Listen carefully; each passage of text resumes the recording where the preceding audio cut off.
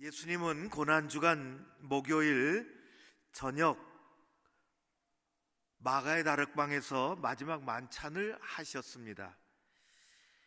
만찬이 끝나자 때를 기다렸다는 듯이 사탄은 가룟 유다의 마음속으로 들어갔습니다.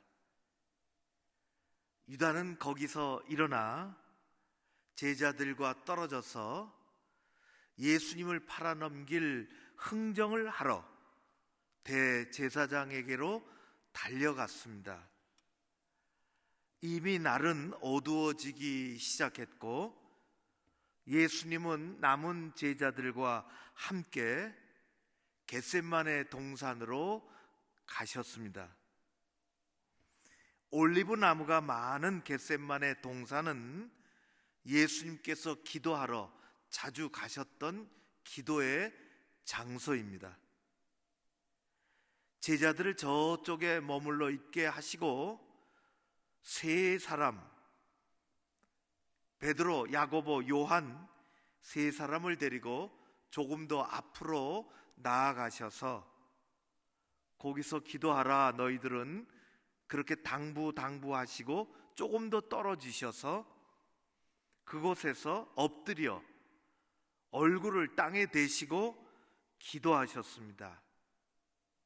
내 아버지여, 할만하시거든 이 잔을 내게서 지나가게 하옵소서. 주님이 받아야 할 잔이 예비되어 있습니다. 예수님은 그것 때문에 오셨고 지금까지 여기 이르게 되으셨습니다. 그 잔은 인류의 죄를 모두 짊어지고 그 죄를 용서하기 위하여 십자가에 박혀 고난을 당해야 하는 고난의 잔입니다.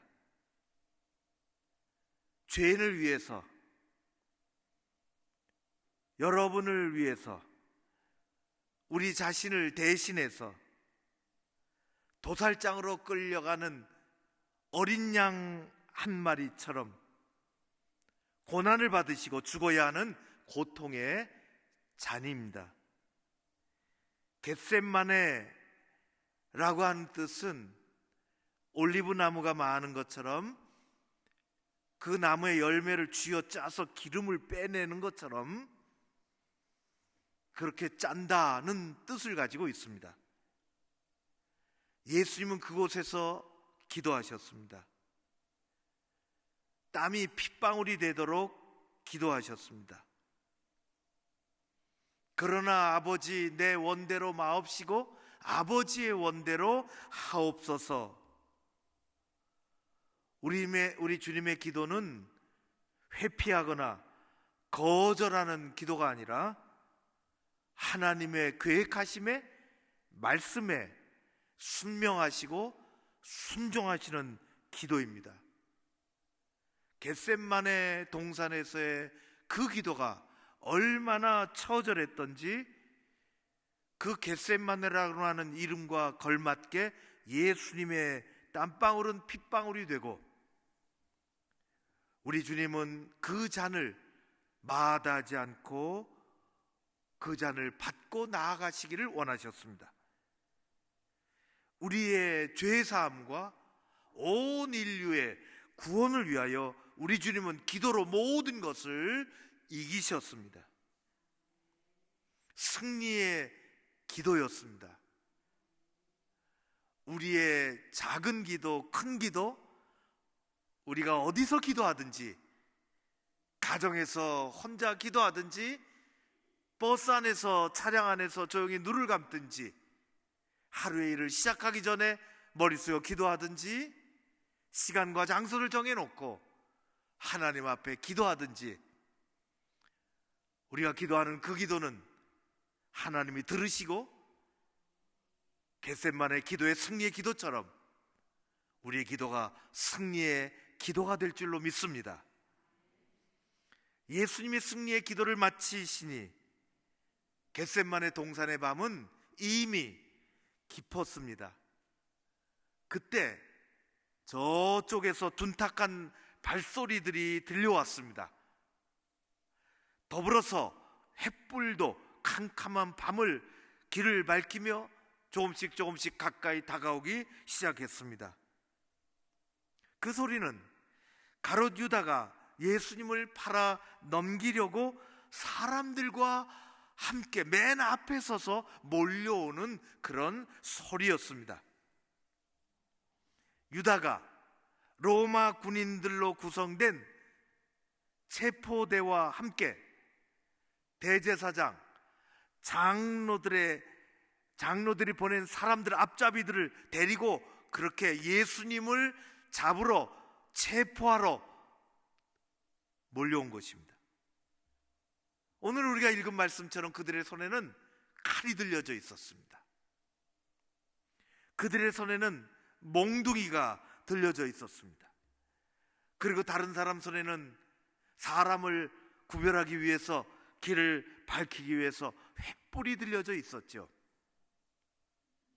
사람들이 횃불을 들고 왔지만은 컴컴한 밤 숲속에서 누가 누구인지 잘 구별이 되지 않으니, 그래서 가롯 유다는 사전에 다 모의를 맞춰놨습니다.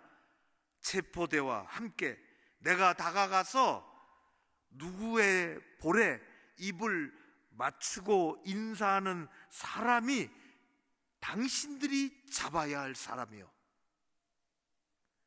절대로 착오가 없도록 하시오. 한 번에 끝내야 되겠소.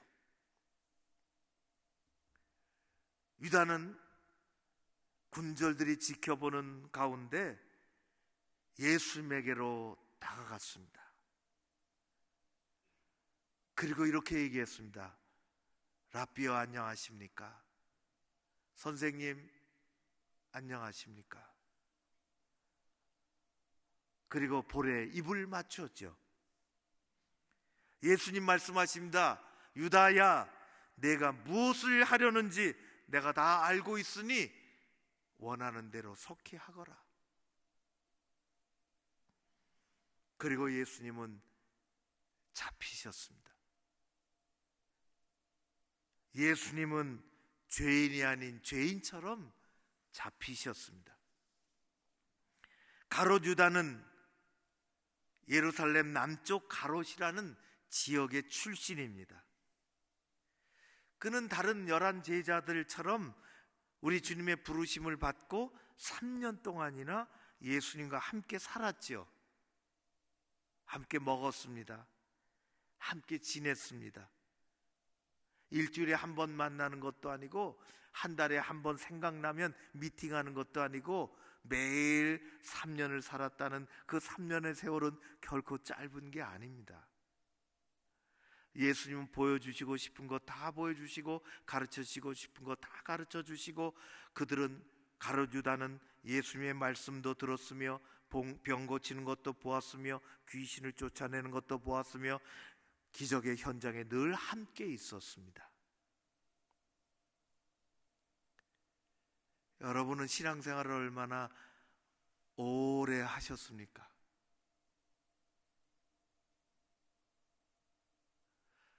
가만히 보면은 그 길이가 중요하기도 하고 길이가 중요하지 않기도 합니다.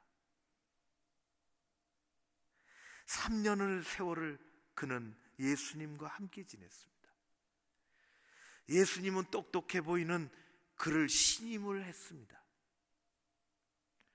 그래서 돈을 다루며 장부를 잘 정리할 줄 아는 세리 출신 마태가 있음에도 불구하고 회개를 맡기셨습니다. 그런 그가 이 밤에 예수님을 배신합니다. 끝없이 가르치셨고 끝없이 사랑을 베푸셨는데 예수님에게 돌아온 것은 처절한 배신이었습니다. 더군다나 그 배신의 신호로 사용한 것은 가까운 사람에게 존경과 사랑의 표시로 하는 입맞춤의 배신의 신호가 되었습니다. 어떻게 그럴 수 있는가?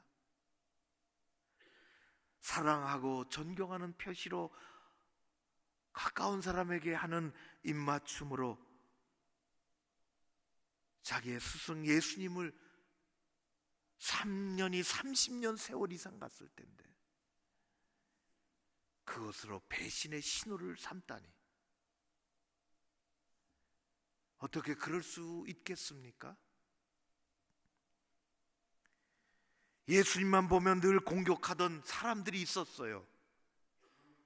서기관들도 있었고요, 바리새인들도 있었습니다. 아니면 그도저도 아니면은 이리저리 떠돌아다니던 불량배도 있을 수 있습니다. 그런 사람이 와서 예수님의 얼굴을 이리저리 알아보고 그렇게 했다면 모르겠는데, 사랑하는 제자가 3년을 같이 30년의 세월처럼 그렇게 살았는데 선생님을 팔아넘긴 것입니다.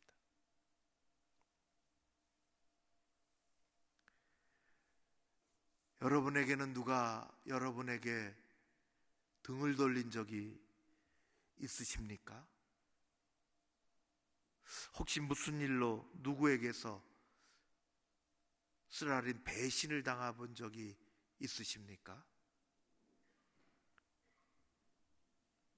서로 다투고 싸우다가 갈라설 수 있지요.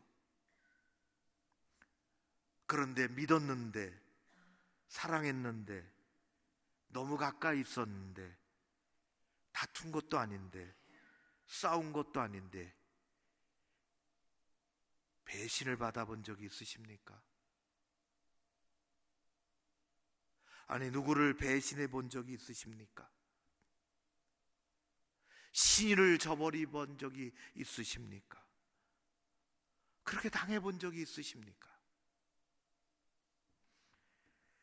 사랑하는 제자에게서 배신을 받은 주님의 가슴은 얼마나 고통스러웠을까요? 십자가에서 채찍에 맞고 창에 찔리는 것, 그것은 육신의 고통이라면 그 마음은 얼마나 아프셨을까요? 이 밤에 얼마나 깊은 비애를 느끼셨을까요?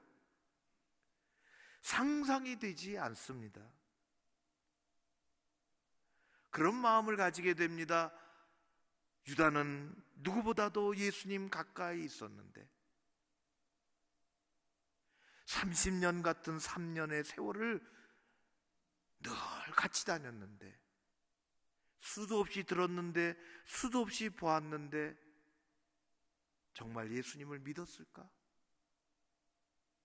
예수님이 하나님의 자녀란, 하나님의 외아들이라는 것을 그는 믿었을까?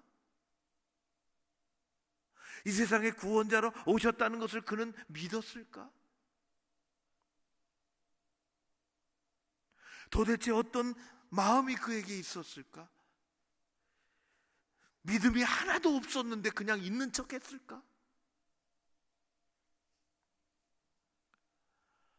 그러나 우리 주님은 유다의 행동을 보시고 슬퍼하지 않으셨습니다. 낙심하지 않으셨습니다. 하나님이 이루시려는 큰 역사 가운데 있음을 예수님은 아셨습니다. 그래서 우리 주님은 아랑곳하지 않으셨습니다. 흔들리지 않으셨습니다. 예수님은 있을 수 없는 배신자에게 차라리 태어나지 않았으면 좋을 뻔했다는 말씀하신 것 외에는 없습니다. 내가 하고 싶은 일을 해라.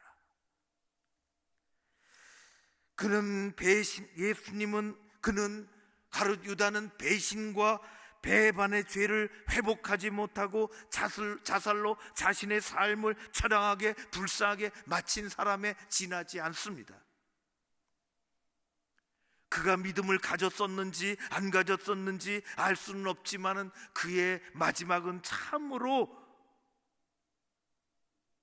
비참한 상황이었습니다. 우리는 이 밤에 십자가로 나아가신 주님의 초연하신 모습을 다시 바라보며 뒤따라가는 용감한 믿음의 십자가의 사람들이 되었으면 좋겠습니다. 그 뒤를 따르는 것이 우리의 믿음이고, 우리 주님 말씀하신 것처럼 자기 십자가를 지는 것입니다. 우리 믿음의 세월이 중요할 수도 있고 중요하지 않을 수도 있습니다.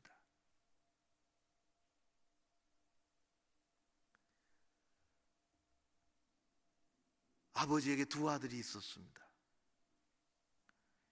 사랑스러운, 정말 사랑한, 첫째도 사랑하지만 둘째도 사랑하고, 사랑하는 그 둘째가 어느 날 느닷없이 아버지에게 와서 아버지 재산을 나눠달라고 했습니다. 생생하게 살아있는 아버지의 재산, 아버지가 돌아가실 때 어차피 내 몫이 되지 않겠습니까? 지금 떼어주십시오. 아버지 죽으라는 말과 다름없습니다. 그 말이 벌써 아버지의 가슴에 못을 박는 말입니다. 아버지는 가슴에 못을 박혔지만은 둘째 아들에게 재산을 챙겨줍니다. 재산 챙겨서 집을 나가죠. 방탕한 생활을 합니다. 그는 자기 아버지임을 거부한 것입니다. 수십 년 동안 아버지와 함께 아침에 일어나고 저녁에 누울 때까지 같이 살았는데 아버지를 거부한 것입니다. 다른 말로 하면 아버지를 배신한 것입니다. 재산을 다 탕진했습니다. 그 끝이 좋지 못합니다. 사람이 사람을 힘들게 해도 자기하고 상관없는 사람을 해꾸지해도 그 끝이 좋지 않은데 재산을 다 탕진했지요. 친구들이 다 떠났습니다. 오늘 예수님이 붙잡히니까 제자들이 이 사람 저 사람 다 멀찍이 떠나는 것처럼, 둘째 아들 재산을 탕진하니, 아버지를 배신하니, 아버지 가슴에 못을 박고 그렇게 살아가는 그에게 재산이 남을 리가 없고 친구가 남아있을 리가 없습니다. 상거지가 되었습니다. 그에게는 살 길이 남아있지 않습니다. 돌이켜 회개하고 아버지한테로 가는 것밖에 없습니다. 그가 살 길은 아버지에게 가는 것입니다. 가슴에 못을 박고 배신한 아들이 뉘우치고 돌아오면 그 아버지는 맨발로 달려나갑니다. 아버지는 예전보다 가슴에 못을 박았지만 다 없어지고, 그 아들 재산을 다 탕진했지만 그 재산 아깝지 않고, 그 아들 거지꼴로 돌아왔지만은 그거 아무 상관없고, 회개하고 돌아온 그 자체가, 배신은 어디로 가고 아버지의 사랑이 다시 피어나는 것입니다. 그게 십자가입니다. 그게 예수 그리스도의 십자가입니다. 하나님은 바다보다 넓고 하늘보다 높은 큰 사랑을 갖고 계시죠. 하나님은 바다가 품지 못할 물이 없듯이 모든 죄인, 모든 죄악을 하나님은 품으십니다. 하나님이 최초로 배신당하신 것이 창세기 아담과 하와입니다. 하나님은 나무에게서 배신당하지 않으셨습니다. 산에 사는 짐승에게서 배신당하지 않으셨습니다.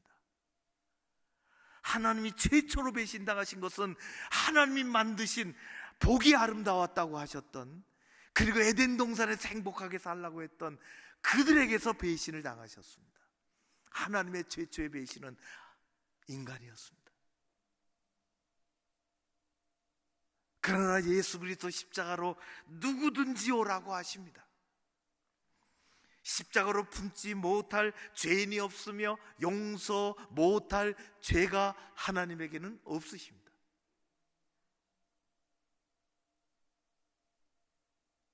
우리의 신앙생활의 길이보다 더 중요한 것은 십자가의 깊이를 알고 하나님 앞에 살아가는 것입니다.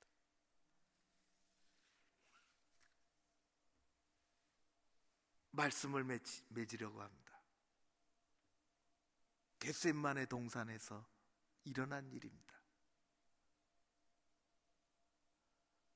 요한복음에 보면 어제도 말씀드렸듯이 예수님을 가장 사랑했던 제자가 요한입니다. 그런 십자가에 내리는 예수님, 십자가에 달리셔서 예수님이 어머니를 부탁하셨고, 그는 마지막 순간까지 예수님의 십자가 옆에 있었습니다. 예수님을 가장 사랑했던 요한, 그는 이 겟세마네 동산에서 예수님이 배신당하시는 모습을 아주 가까이에서 지켜봤습니다. 예수님을 너무 사랑했던 요한은 그 순간 예수님 옆에서 배신의 현장을 지켜봤습니다. 그래서 요한복음에 읽어보면 다른 복음서에서는 없는 예수님의 아주 귀한 모습이 나옵니다. 요한은 그것을 봤어요. 사람들이 무서운 검을 가지고 무지막지한 몽둥이를 가지고 예수님을 팰 듯이 죽일 듯이 왔지만 주저주저하는 그들 앞에 예수님은 큰 소리로 이렇게 말씀하셨습니다. 내가 바로 너희들이 찾는 그라, 어서 실행하라. 요한은 이야기합니다. 어둠에서 본 것을. 그 말을 듣고 사람들이 땅에 엎드러졌다고 했습니다. 예수님의 그 말씀이 얼마나 단호하고 위엄이 넘치셨는지, 예수님의 그 말씀을 듣고 사람들이 땅에 엎드러졌습니다. 나자빠졌습니다. 그리고 다시 일어나서 예수님을 잡으셨습니다. 예수님은 저항하지 않으셨습니다. 예수님은 타협하거나 두려워하지 않으셨습니다. 예수님은 끝까지 위엄을 갖추셨습니다.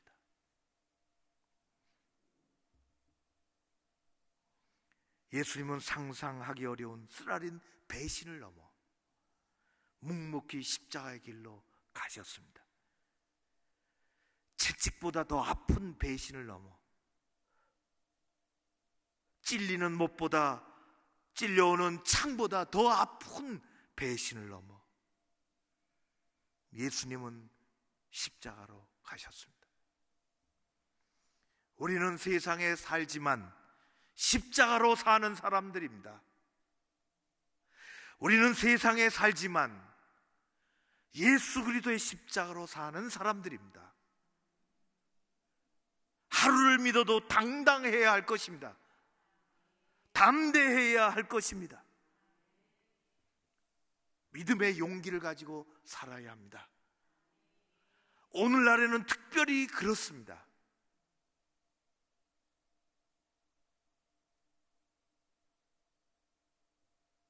가룟 유다가 예수님 가장 가까이 있었던 사람 중에 한 사람인데, 그가 정말 믿었는지 안 믿었는지, 그가 예수님을 알았는지 못 알았는지,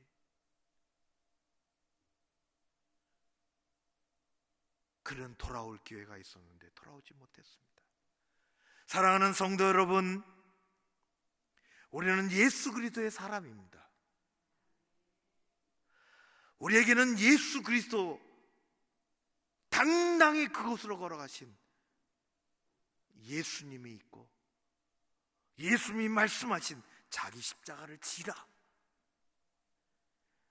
우리는 담대하게 이 시대를 살아가야 합니다. 시대가 호락호락하지 않습니다.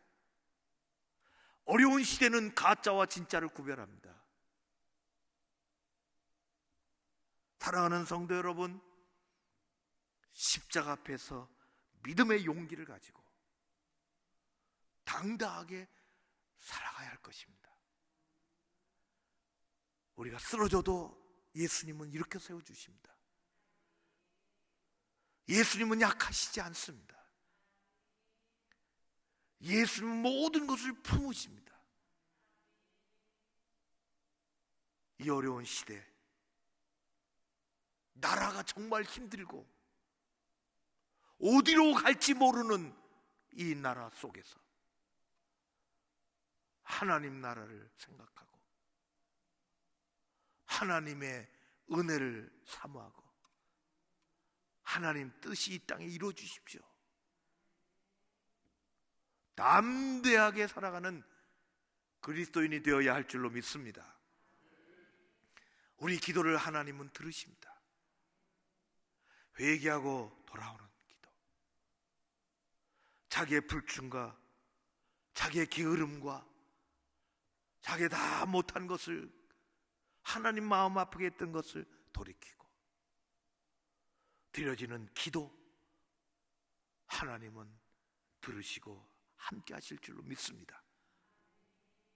고난주간에 이 저녁이 또 그런 저녁이 되어지기를 바랍니다. 믿음의 용기를 가지고, 믿음의 담력을 가지고 세상에서 승리하십시오. 우리 주님의 십자가는 약하지 않습니다. 십자가를 의지하고 십자가 정신을 가지고 살아가는 교회는 약하지 않습니다. 하나님께서 이 자리에 함께 하시기를, 우리의 기도를 들으시기를, 우리의 회개를 받으시기를, 우리를 강한 전신갑주로, 복음의 전신갑주로 입혀주시기를 기도하며, 주님의 나라 우리 교회에 여러분들 가운데 이루어지기를 주의 이름으로 축원합니다. 고마우신 아버지 하나님을 찬양합니다. 이 시간에도 오시옵소서. 성령이 오시옵소서.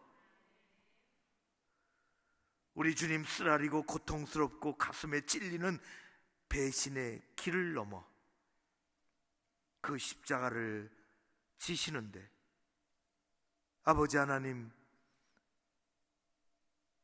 위엄을 갖추신 우리 주님 앞에 믿음의 담대함을 가지고 이 시대를 이기는 그리스도인들 우리 모두 되게 하여 주시옵소서.